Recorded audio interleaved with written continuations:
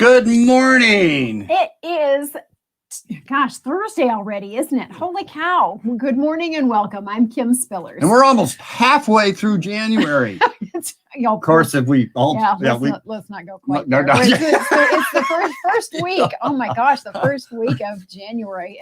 It just goes so fast, doesn't it? It's amazing. And when you have so many things that are happening in the world. You see, from the last day, the last 70-degree day, I start counting to the next 70-degree day. Exactly. And it gets closer and closer. And so we're almost to February. Let's just put it that way. Yeah. So we're Rural Community Solutions. We're in Atlantic, Iowa. My husband, Frank, and I are so grateful that you've joined us. So if you want to hang out, we have a guest this morning. We're so excited that Cathy Shull is joining us. And we'll be right back with her as soon as we remember how our rural communities started. Picture, if you will, the pure, raw prairie. No wires, no fences, no roads, not even a farmhouse. No sign of civilization. This is what a person saw that was crossing the prairie in a wagon more than 170 years ago. They jumped off the wagon, looked around, and declared, "This is where I want to settle and build a town. A great place to live and a great place to raise my family." So they took a risk. They built a house made out of the land, planted food to eat, and cared for the land. Then they wrote back to their friends where they came from and described the great opportunity and promise that they have found. They invited who they knew to join them in their discovery, people they had a relationship with, and so they came, family by family, and those families invited others they knew, who they wanted to live with within that community. The communities grew because the needs of the families grew, so entrepreneurs started businesses to meet those community needs. Ice houses, broom factories, general stores, and many other types of sole proprietor entrepreneurial businesses started up within the community. All of our communities across this country, all around the world, were started in this way, with a vision of the future and a plan to grow with people. And so we're back. That is how we all began. And actually, we were just commenting that in Northeast Colorado, Cathy, a lot of your territory still looks a lot like that prairie, doesn't it? It does. And as I was watching that, it reminded me of my dad talking about Snyder, Colorado, which is where he was as a youth, and that they had 2 or 3 grocery stores. They had a hardware store. They had a couple of banks, of course, gas stations, all of that. And now as you see Snyder, there's no business there at all. So it's almost come full circle in the beginnings of Snyder and how big they were, because you could only travel so many miles between towns. So all little towns had a business core. And now with automobiles and roads and everything else, it's much easier to travel distances to get what you need. It sure is. Well, we're awfully glad to have you. So let's formally welcome. This is Cathy Shull. Cathy is the owner of Save Strategies. She does nonprofit management and strategic planning, one-time project management, and facilitation, business coaching. This woman does it all for small businesses, nonprofits, and local governments in rural areas. She is part of Discover Northeast Colorado, and she's the executive director for Pro 15. And my goodness, you could talk about all of those kinds of activities just for an entire show. Your specialty apparently is working with small business, local governments, and nonprofits in the rural areas of Colorado, Wyoming, Nebraska, and Kansas. So welcome, Cathy. We're so grateful that you're on the show with us today.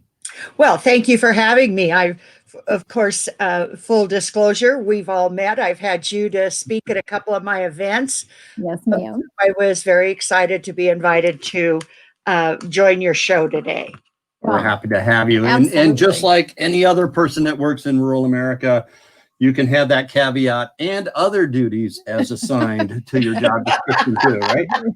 Absolutely. Right. Absolutely. So the Pro 15, for those of you who may not be familiar with that, encompasses the 15 counties of Northeast Colorado. So that's a pretty decent sized geography that Cathy has in her radar. And that must give you all kinds of opportunities as well. Well, it does, and I think that it has it really helps that I have a passion for rural Colorado, rural businesses, rural infrastructure. I was born here in the Fort Morgan area, but I grew up in Gunnison, which is a large ranching community. I have been all over the country with different positions and back in the rural areas. And as a youngster, you don't always see the benefits, but as an adult, rural Colorado has a lot of opportunities. Well, Cathy, just kind of explain what Pro 15 is, because in Colorado, that's a really unique policy grabbing, creating entity that really benefits communities across the state. Right. Pro 15, we're a political advocacy group, but we work in areas of policy, rules, regulations. We don't get into candidates. We are not, we're nonpartisan. So we really look at things on how they're going to impact the economy of 15 counties in Northeast Colorado that we have members in. We have two sister groups that none of us are connected other than by mutual infrastructure, mutual ideas, that type of thing. But there's Club 20 on the Western Slope, which has been around for almost 60 years, and Action 22, which is Southeast Colorado and the San Luis Valley. And so between our three rural groups, we encompass all but about 4 counties in Colorado that we support and advocate on the rural message and how policies and procedures and legislation will impact us. Wow, that is a lot. My goodness. So, gee whiz, we could Well, go off. I love it. On any given day, I could be working on transportation or healthcare or broadband or hemp or health insurance. So to me, it's a very diverse business that I represent, and it's always interesting, and there's always something new going on. Well, I think it's just really super exciting that between those 3 organizations, most of rural Colorado then, or would you say all of rural Colorado is represented? All of rural Colorado is represented. And even with us, we take in some counties along the Front Range, which is the Denver metro corridor, because several of those counties have large land masses that are very rural in their county. So we encompass some of those, and a lot of it is making those connections between the rural and the urban suburban, because most of the legislators and the people that make our laws are from that urban suburban corridor. Well, and that's a great idea too, because it connects and educates urban legislators about rural issues and rural legislators about the urban issues. And so does it create a better collaborative atmosphere in talking about policy? It does. Every once in a while, it's not the easiest thing to overcome, but I would say 90% of the time, when I'm in a meeting in the metro area, somebody else other than me will say, how does this affect rural Colorado? So that part of the education has taken. And of course, each time we have elections and new department heads and new people representing us, that's a big part of my job, is to advocate and educate, to bring them up to date on what's going along. So how has COVID affected Northeast Colorado? It has its pluses and minuses. When it first hit Colorado, we are a big essential worker communities in rural Colorado. So between agriculture, value-added agriculture, oil and gas, healthcare institutions, and your schools and your educations, which were all considered essential, that probably takes 80 to 85% of our workforce. So that part of it was good in that our unemployment figures did not go through the roof immediately. But by the same token, our hospitality industry, our retail stores were very drastically hit when they all had to shut down. The cities and the county, or the cities especially when you talk about sales tax, did not have as big of a hit because Colorado passed the bill on sales tax on Amazon. So when all the stores were closed and the people in the communities had one source of being able to buy products, which was Amazon, that sales tax kept coming in and going to the city governments, which helped them stay stable. But it did not help the retail and the hospitality that had to close down. So how do you think you did compared to the rest of the state then? In some ways, we did better in the fact that we had so many essential workers that kept going. In other ways, it was worse for our area. It was a surprise for the first thing. Who would have ever thought that we would like shut down our state and tell everybody to stay at home? It was people not being prepared. A lot of the businesses didn't even have a website that people could shop on. They weren't set up for delivery. They were still competing with the big box stores, especially Fort Morgan and Sterling, because the Walmarts got to stay open. And the Office Depots, where the smaller ones had to shut down. And I think that's an issue that really needs to be addressed in the future. But some of them were extremely creative. One of my favorite shops that I have to stay out of, and so I was kind of excited that she was shut down for a while. But she got on Facebook with her iPad and showed everybody what was in her store, because she still do curbside delivery. So she'd be roaming around the store, and of course I saw something that I liked and I could pick it out. She charged me over the phone. I drive up and I've got curbside delivery. Not every business was that creative and that innovative in their thinking. And not every business had anything like this in their plans.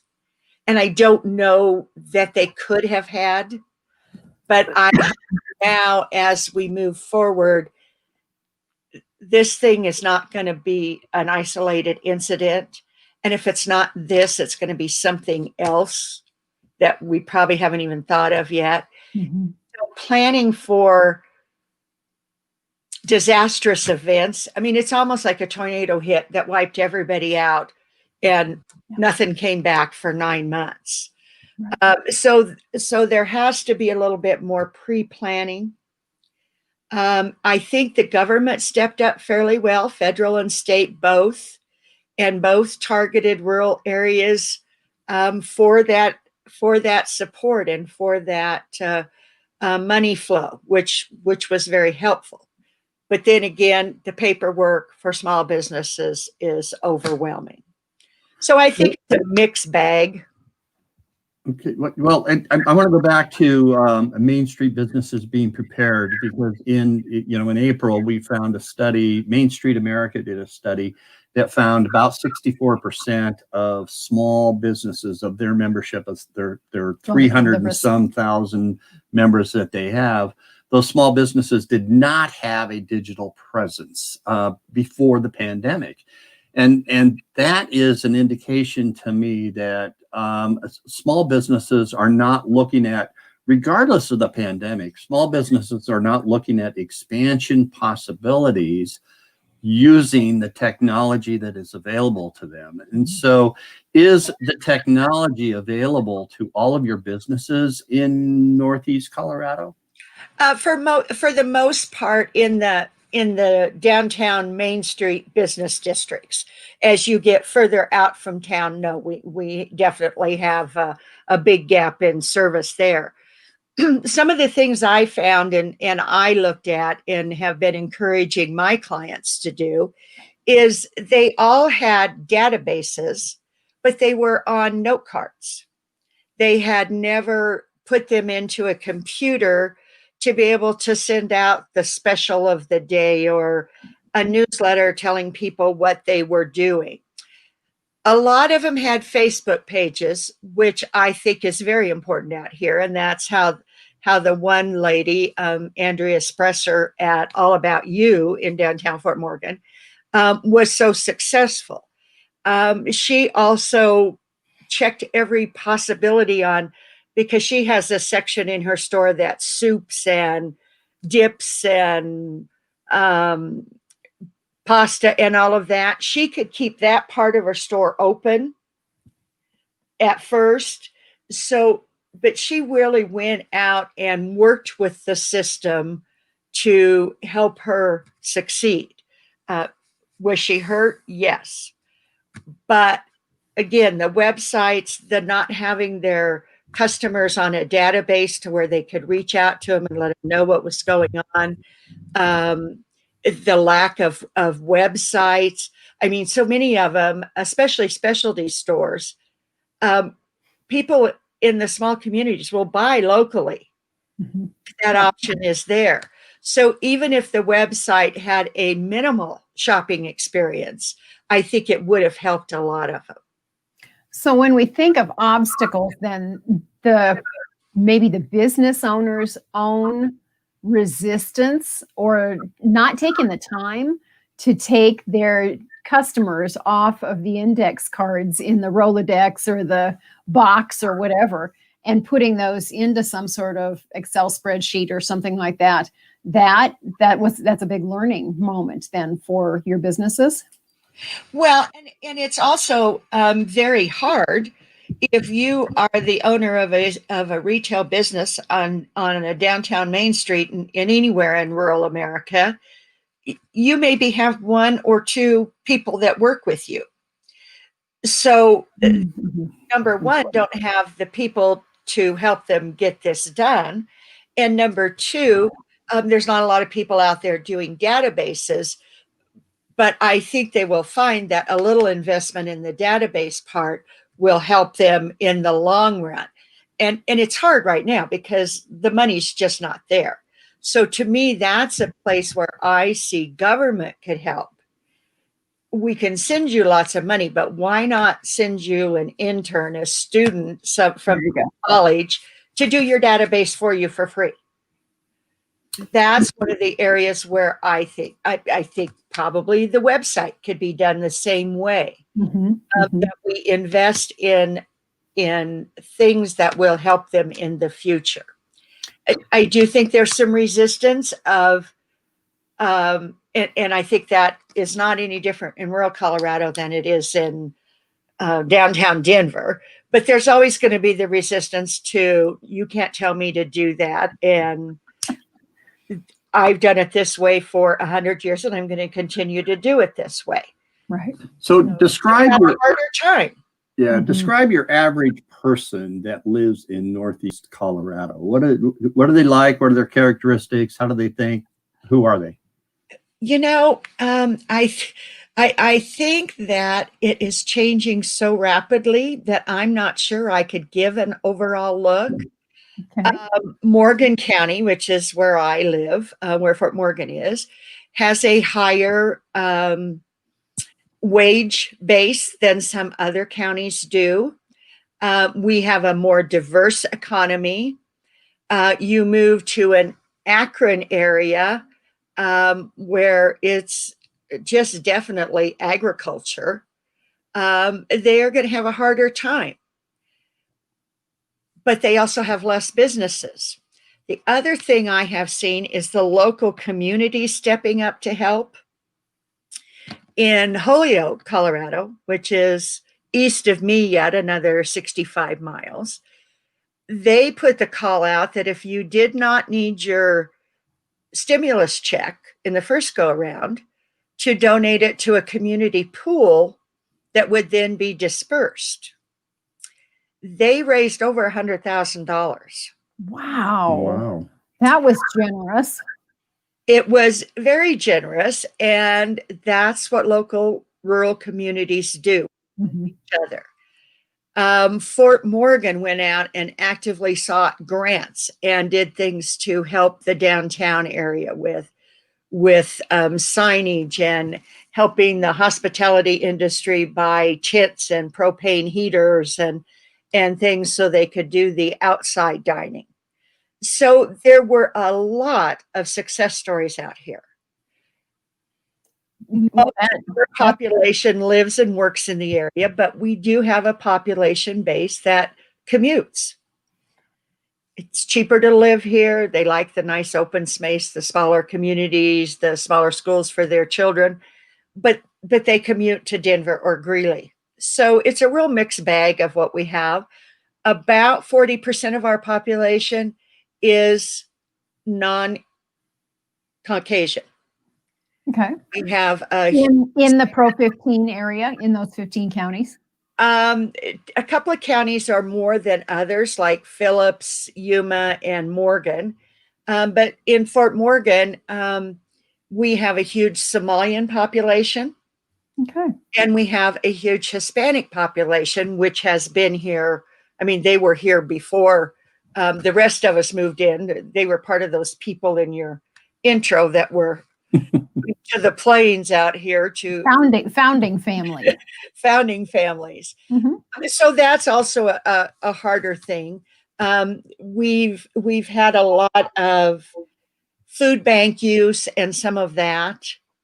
But I also have found in most rural communities, there's not too many people totally falling through the cracks because there are such good support systems from neighbors, churches, the government,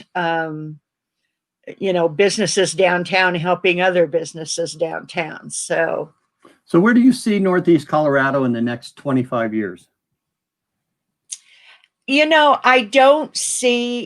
I see it growing and I see it continuing to diversify. I see it continuing to be rural, but as the creep comes out from the urban areas, I see Morgan County becoming more kind of rural suburban than true rural. If you get out to our far counties like Cheyenne, Kit Carson, Yuma, which is right on the border of Kansas and Nebraska, those guys are more frontier counties in the descriptions that they give for rural. Logan County is bigger than Morgan County, but geographically it's further east. So they're not growing as fast as Morgan County is. And the spread is coming down along the I-76 corridor, which runs through Northeast Colorado. Yeah, and you're on I-76, but you're what, 45 miles from Denver? No, we're 85 miles from Denver. 85. Okay. And you're expecting Denver and the suburbans out of the Denver area to grow towards you that quickly? Well, when I first started in this position, I could get all the way to, almost into Denver before you saw a lot of traffic or a lot of growth. And now I can barely get past Kingsburg, which is only 40 miles down the road. And you're seeing housing built up. Of course, oil and gas is a big industry, so that's brought a lot to the area. So yes, the spread is moving along the I-76 corridor up here in the Northeast, but also along the I-70 corridor, which is at the southern border of the area that I work in. So if you were to describe and to prioritize your number one issue of 2021 that is facing Northeast Colorado, what would that be? I would probably say broadband, Mhm. ability to do telehealth, our ability to make sure if we're back doing education from home and working from home. I don't see those things changing. In fact, I see working from home and telehealth becoming more and more predominant. But we need the strong infrastructure in broadband to make that happen. We have the schools went in on some stuff really early on, 15, 20 years ago, but not every student has the ability in their homes. And they have done a good job. Again, this is local helping local, but our for-profit internet services and everything were really great about setting up hotspots for the students to be able to log on and to do their work. So Yeah, this is going to take a Herculean effort by the United States, I think, and it's going to take government to help us, because private industry just does not have the return on investment in rural America to really make that type of investment that needs to be made to build the broadband infrastructure. well, and agriculture, oil and gas, the monitoring of wells, agriculture, the precision ag, and getting what the soil in your ground, whether it's wet or dry, needs more moisture, needs a seed planted here.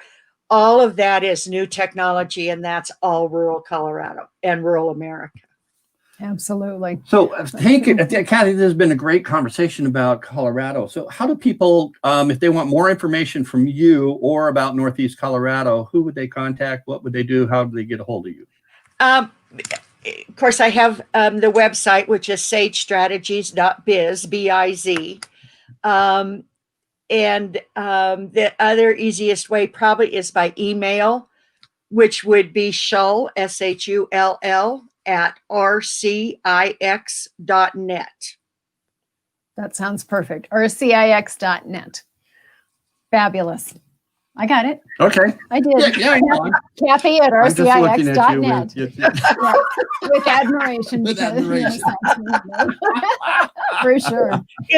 I have about 10 emails, as I've told you. So Yes. whichever Yeah. one you want to use, but That's right. Yeah, throw it into the funnel and right. we'll see where it comes out. Exactly. Well, we are so grateful that you have joined us today, Kathy. We sure wish you a fabulous 2021 in Northeast Colorado and all the adventures that come your way. May they all be successful and prosperous. Well, and when everything opens up again, please come visit us out here. We got a lot of great territory and scenery and friendly people, and we'd love to have you. Well, thank you. We look forward to it, and we would look forward to speaking to your groups again too. That was a great That was time. fun. That was fun. In fact, this summer, my brother and his girlfriend went to Fort Morgan, and they ate at the restaurant where we had the meeting for Pro 15. They had a great time doing that. So well, and our restaurants just got to open up again Monday. They'd been on lockdown, and they're only at 25%, but at least they're open again. So that's a step in the right direction. Well, and I want to circle back to your business's Facebook page that you talked about, that you spend all that money and you work all this time and spend all that money at that one business. Right. So if people want to see what an example of how a good business kind of did a transition into this period of time, what was that Facebook page and where can they go check that out? Okay, it's called All About You, but the U is the letter U. Not Okay. And if you just type that in the Facebook search, in fact, she's been closed for inventory today. She just posted everything new after Christmas. And I've already spotted 3 things that I need. Sounds like you're going to keep her afloat just all in Right. yeah. She's really a good example of getting the process of staying connected with your customers during all of this. Well, that sounds like maybe somebody to have on the show. So we'll have to connect with her. So thank you so much, Cathy. You have a marvelous week. Take care and be well and be safe. All right. And same to you guys. And thanks for having me. Thanks, Thank you. Kathy. All right. Hey, that was a great conversation. Thank you, Kathy. And really go visit Northeast Colorado. There's so much out there. It's a beautiful country. It is. As you drive through. And it's just, how do you discover rural America? And that is you just start driving. Yeah. Just go Just and go. stop. And who was it? Eric Severide, I believe, that a long time ago, he said, the only way to miss America is to jump on the interstate and drive. So get off the interstate and discover rural America. You will find amazing people. You will find amazing communities. You will find amazing businesses that are kind of hidden gems out there. So it's just a matter of discovery. That's all you have to do is take some time, discover it, look around the area. And you can even do this at home because there's so many businesses at home that you don't know what's out there. Yeah. Even around your county. So it's a great game. You could make that one of your intentions for 2021 is just to find out all the businesses in your county. Even if you've lived there all your life, we'd put money on things that you'll find you never knew existed. So we're happy and so grateful that you joined us today. I'm Frank Spillers. And I'm Kim Spillers. This has been Rural Community Solutions. We're here every day, Monday through Friday at 11:30 Central. And tomorrow we'll just kind of wrap up what we've been talking about this week with the tapestries and touch back on some of the things that Cathy mentioned. And we'll look forward to next week. So if you're interested in how to build family-friendly, youth-centered places that attract people, and those attractions and those places can be businesses, communities, organizations, churches, it can be your family, give us a call. We'd love to help you. You can find us here at Rural Community Solutions TV live stream every day at 11:30 a.m. Central Time. Go to our Facebook page at Rural Community Solutions, or you can even go to our podcast, which is a rebroadcast, so to speak, in our podcast at anchor.fm/Frank Spillers. Think like an entrepreneur, become a spark plug of how do you attract entrepreneurs to your community to create an entrepreneurial economy. So we're so glad that you joined us. I'm Frank Spillers. And I'm Kim Spillers. And we hope you have a great day. Take care. See you tomorrow. Bye-bye. Bye-bye.